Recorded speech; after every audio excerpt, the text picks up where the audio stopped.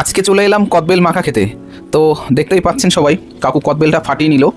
এবার কদবেলটা ক্যানের মধ্যে দিয়ে দিল, এখানে কদবেলটা মাখা হবে। বেলটার দাম ছিল 40 টাকা। বা চিনি নিয়ে নিল কাকু, জিজ্ঞাসা করলো চিনি কতটা দেবো, আমি বললাম পরিমাণ মতো। এটা মশলা নিয়ে নিল, স্পেশাল মশলা, ওটা লবণ নিল। এটা সর্ষের তেল নিয়ে নিল, এটা কাসুন্দি নিচ্ছে। হ্যাঁ, এটা হচ্ছে আম তেলের তেল দিল, ওটা টেস্ট অনেক ভালো হবে। কাকু এবার ভালো করে মেখে নিচ্ছে। দুটো বড় কাঁচা লঙ্কা দিল, সেটাই কাকু এখন মিক্সড করে নিচ্ছে এর সাথে। আর দেখতে পাচ্ছেন এখন মাখছে, মাখা হয়ে গেল কাকুর। কালারটাও দারুণ এসছে, দেখতেই পাচ্ছেন সবাই। কাকু খুব সুন্দরভাবে এটা একটু মশলা নিয়ে নিল, মাখা হয়ে গেল।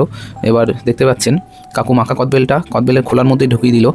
কদবেলের খোলার মধ্যে দিয়ে চামচ দিয়ে খেতে, কাঠের চামচ দিয়ে খেতে খুবই ভালো টেস্ট আসবে, ভালোই লাগবে খেতে। বন্ধুরা দেখতে পাচ্ছ তোমরা, মানে কত সুন্দর মাখা হয়েছে, পুরো হয়ে গেছে। পুরো কদবেলটার মধ্যে দিয়ে ভালো করে প্যাকিং করে দেবে। এরকম ভিডিও আরও দেখতে পেজটাকে ফলো